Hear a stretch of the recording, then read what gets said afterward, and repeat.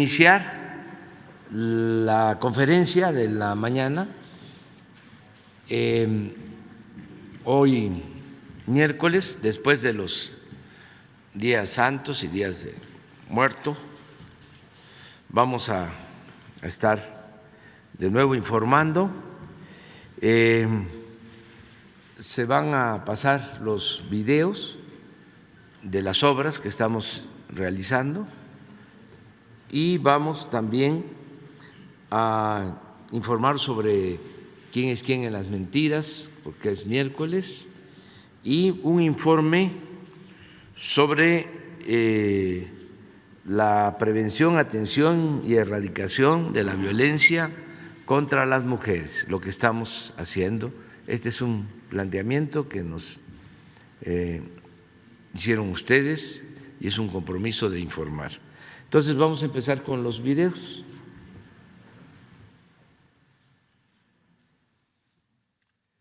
La Secretaría de la Defensa Nacional informa los avances en la construcción del Aeropuerto Internacional Felipe Ángeles al 3 de noviembre de 2021. En la Torre de Control y Servicios de Extinción de Incendios se continúa con la programación del elevador secundario, así como la instalación de cancelerías en la Torre de Control. En el estacionamiento y terminal intermodal de transporte terrestre se lleva a cabo la aplicación de pintura en los cajones de estacionamiento y señalización y se continúa con la colocación de paneles en la sala de espera de la terminal de autobuses. En las redes hidráulicas y sanitarias generales se realizan los trabajos de pintura en los tanques de la planta de almacenamiento de agua potable. Asimismo, se continúa con la colocación de recubrimiento en caras interiores en los tanques de pretratamiento y sedimentador en la planta tratadora de aguas residuales número 6. En la terminal de combustibles y red de distribución se colocan las bombas descargaderas de autotanques, los paneles en el acceso monumental y los letreros en los edificios de la enfermería, laboratorio y centro de monitoreo. En las redes eléctricas, voz y datos se efectúa el monitoreo en sistema aislado en gas SF6, la instalación del sistema de puesta a tierra de red secundaria, así como la colocación del transformador. A la fecha, se han generado 126.973 empleos civiles. Faltan 138 días de construcción.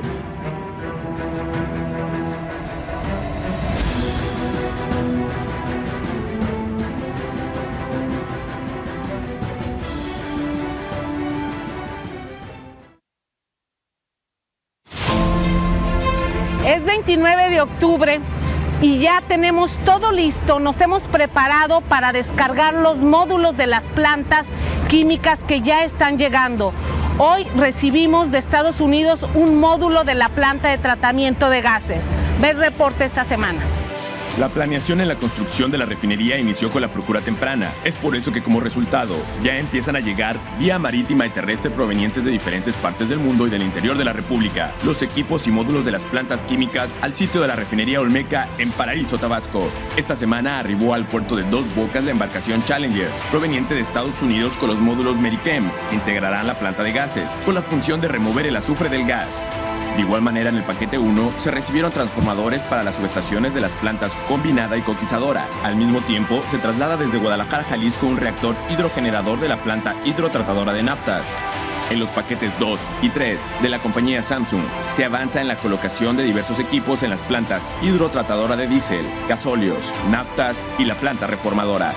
En el paquete 4, a cargo de Techin, se avanza en las cimentaciones superficiales de la base de hornos, tanques y cuartos de operaciones de cogeneración y en la construcción de las fosas de tratamiento de efluentes. Los racks de estructuras de acero se reportan al 95% de instalación y se inicia con la colocación de charolas y tuberías. Continúa el armado de las torres de enfriamiento. En el área de almacenamiento, se ha iniciado con la colocación de pinturas en los tanques terminados y avanzan las pruebas hidrostáticas, al mismo tiempo que el armado de esferas entra en la etapa final para continuar con las pruebas y pinturas respectivamente.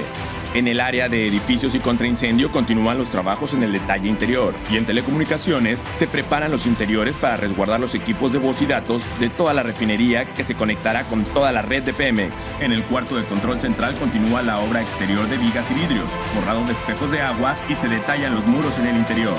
En la construcción del gasoducto, avanza la soldadura de piezas y continúa el tendido en los tramos a lo largo de 62 kilómetros de longitud. Al igual que el acueducto, se han colocado en tierra y agua lingadas de tubería que llevarán el vital líquido hacia la refinería. Continúa el trasplante de plantas de ornato cultivadas en el vivero hacia las áreas verdes de la refinería Olmeca, ubicada en el puerto de Dos Bocas. Reporte de actividades. Avance de obra. Semana 51 de 157. A lo largo de los primeros 4 tramos del Tren Maya, hemos ejecutado más de 300 kilómetros de terracería. En el tramo 1 en Tenosique, progresamos con la construcción de prefabricados, como el armado y soldado de la estructura de acero de las traves y prelosetas, la cual se ejecuta previa al colado de las mismas. En el tramo 2, en la localidad de Ruiz Cortines, Campeche, avanzamos con la fabricación y extendido de subrasante previo al inicio de los trabajos de las capas finales de la plataforma ferroviaria. En el tramo 3, continuamos con los trabajos de terracerías, con actividades como la conformación de terraplén en Cacalchen, Yucatán. También en Nehuán, continuamos la construcción de pasos vehiculares con actividades de armado de acero y el armado de caballete en Chochó. En el tramo 4, avanzamos con la formación de subyacente y subrasante para la carretera Cantunil-Cancún. También en la misma carretera, progresamos con el tendido de la segunda carpeta asfáltica, así como la construcción de más de 10 pasos vehiculares que, sin interrumpir el paso de los existentes, permitirá mantener la conexión entre las poblaciones. Al día de hoy, los empleos generados en el sureste por el proyecto del Tren Maya ascienden a más de 90,000. El Tren Maya avanza.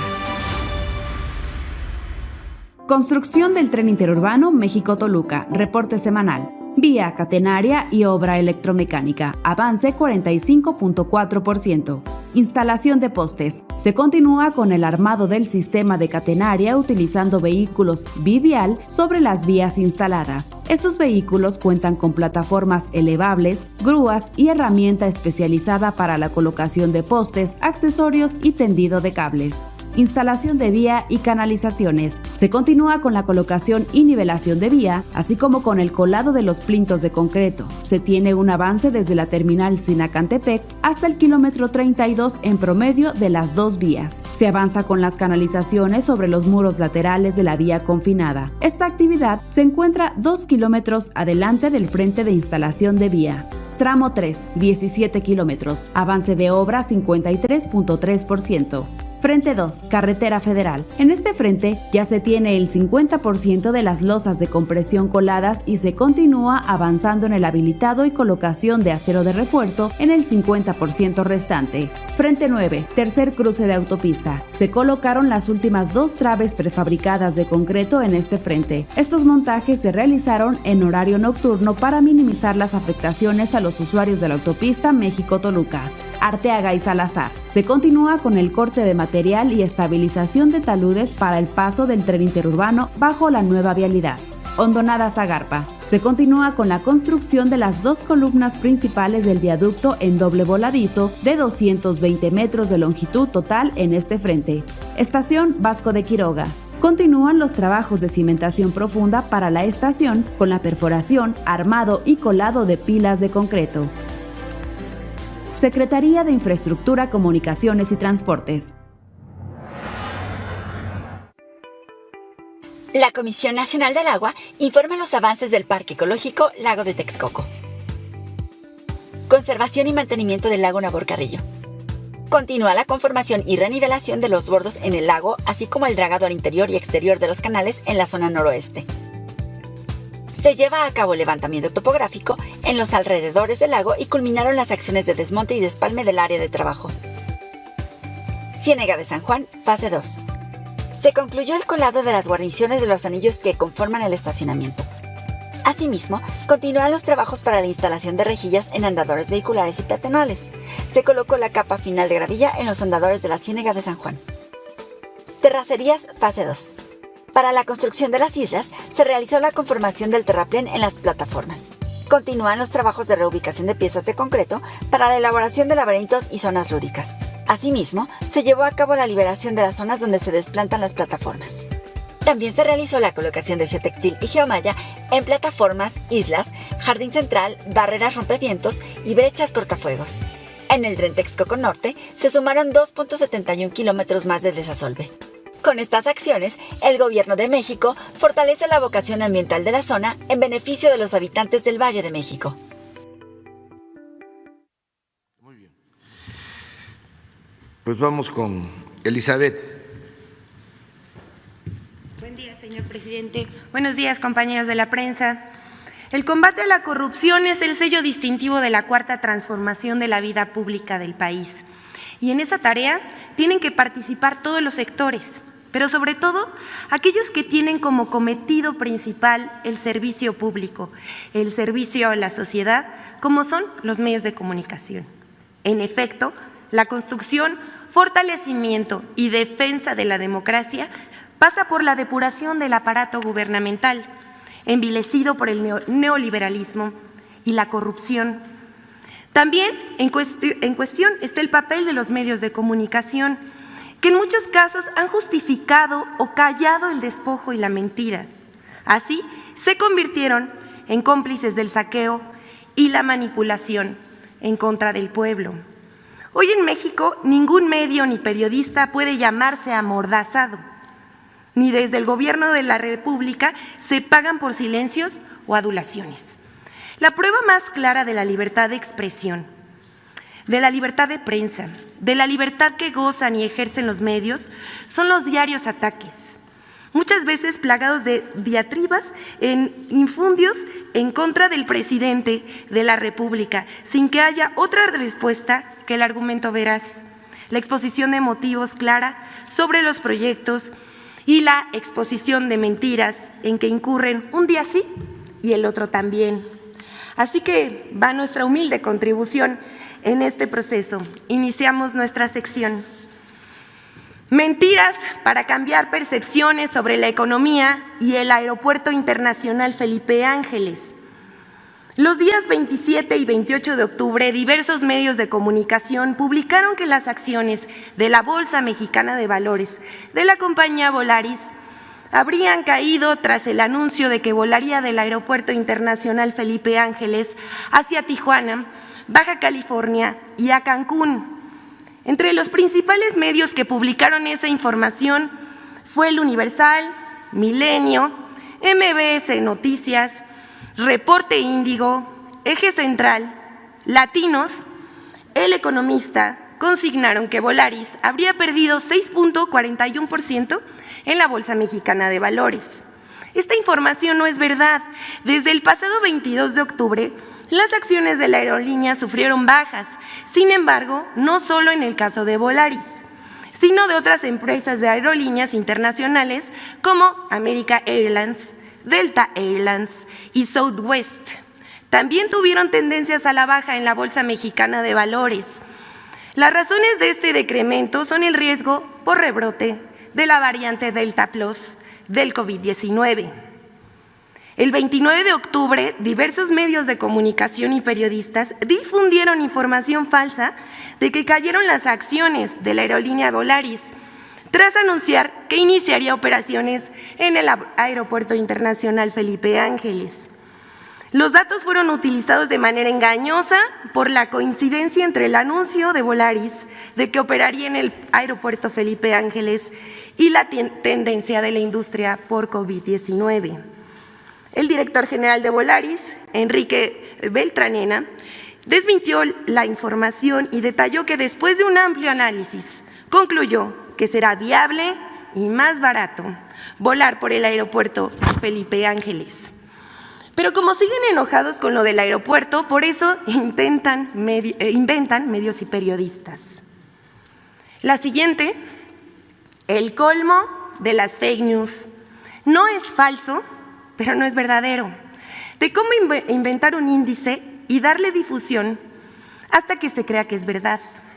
Aquí les contaremos cómo una organización de Estados Unidos coloca a México como uno de los países más corruptos y cómo la difusión de esta calificación se usó para atacar al gobierno de Andrés Manuel López Obrador. Fue toda una operación.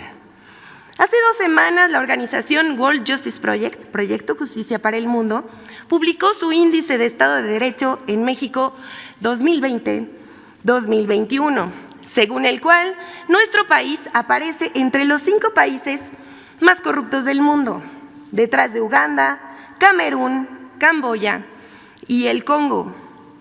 El informe coloca a México en el lugar 135 de 139 países evaluados. En América Latina y el Caribe, México aparece en el último lugar.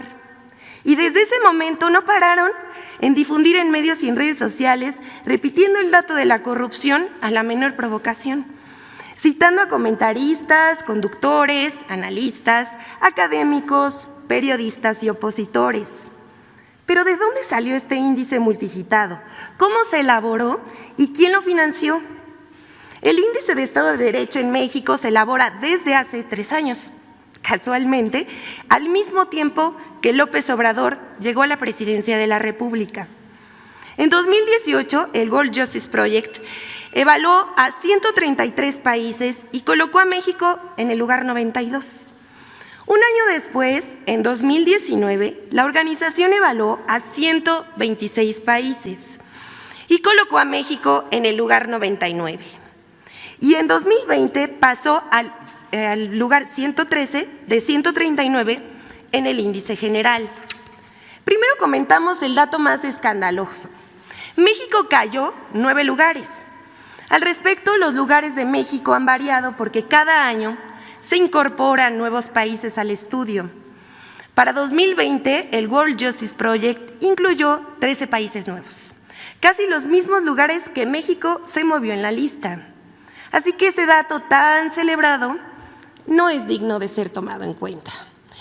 En segundo lugar, el índice no es un estudio exhaustivo, es el resultado de la consulta a un pequeño grupo de analistas, empresarios, organizaciones patronales, académicos, organizaciones no gubernamentales, que en casi todos tienen animadversión hacia el gobierno del presidente Andrés Manuel López Obrador. Aquí vemos a los colaboradores. Por ejemplo, hay gente de Coparmex, Transparencia Mexicana, el IMCO, México Evalúa, la Universidad Anáhuac, la Escuela Libre de Derecho, Cinépolis y Proyecto México Posible, entre otros.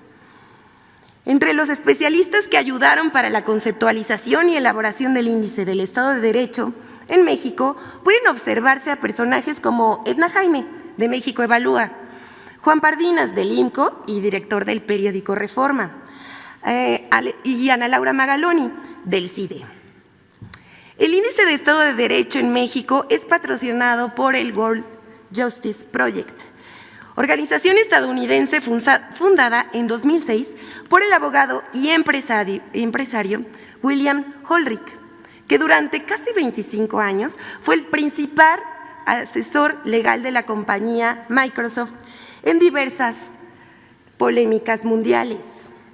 La World Justice Project, que tiene oficinas en Washington, Seattle, Singapur y México, se presenta como una organización sin fines de lucro y cuenta con el apoyo de 21 aliados estratégicos.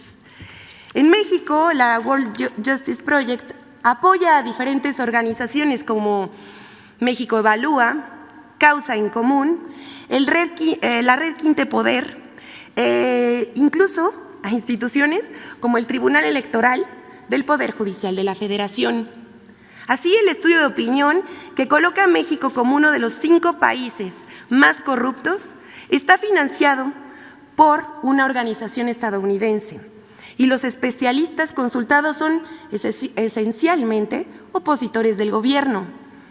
La oficina del World Justice Project en México es dirigida por Tim Kessler, quien ha sido consultor del Banco Mundial y jefe del Programa de Competitividad de México en la USAID, una organización vinculada al Departamento de Estado de Estados Unidos, que de acuerdo con periodistas de distintos países, tiene un perfil intervencionista contra los gobiernos que no se alinean a las políticas de Estados Unidos.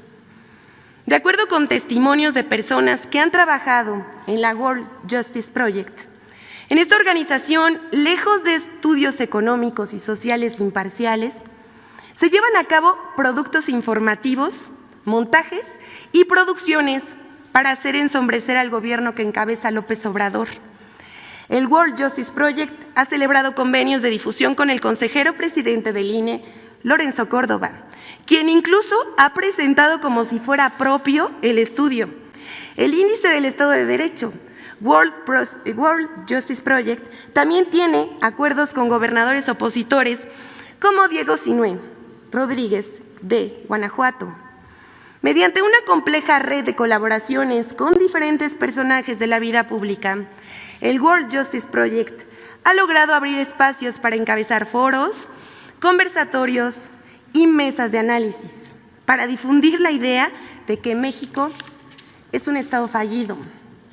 Al observar el directorio del World Justice Project en México, se puede constatar que sus principales investigadores no son reporteros, periodistas ni académicos destacados, sino productores y directores de cine. El abogado del ITAM, Roberto Hernández, director del documental Presunto Culpable, es el investigador senior de la World Justice Project y representando a la organización estadounidense suele ofrecer conferencias al lado del empresario Gustavo de Hoyos, expresidente de la Coparmex, para difundir el trabajo de esta asociación. Isa Guerra, directora de producción de la World Justice Project, carece de experiencia en temas de corrupción, rendición de cuentas, pero por otra parte ha sido destacada productora en películas y series taquilleras como Cantinflas, Club de Cuervos y No Manches Frida. Como puede constatarse, detrás del Índice del Estado de Derecho en México 2021 están organizaciones y personajes que militan contra López Obrador. Quienes han difundido este informe son medios y periodistas y políticos como Claudio X González, Felipe Calderón, entre otros. Les vamos a dejar aquí las notas y los tweets que difundieron. Este índice, así se construyen los golpes mediáticos contra el gobierno de la 4T, con la idea de manchar poco a poco el prestigio del gobierno con información falsa. Pero ya la gente no se deja llevar por esas informaciones. Hasta aquí la sección de hoy. Muchas gracias.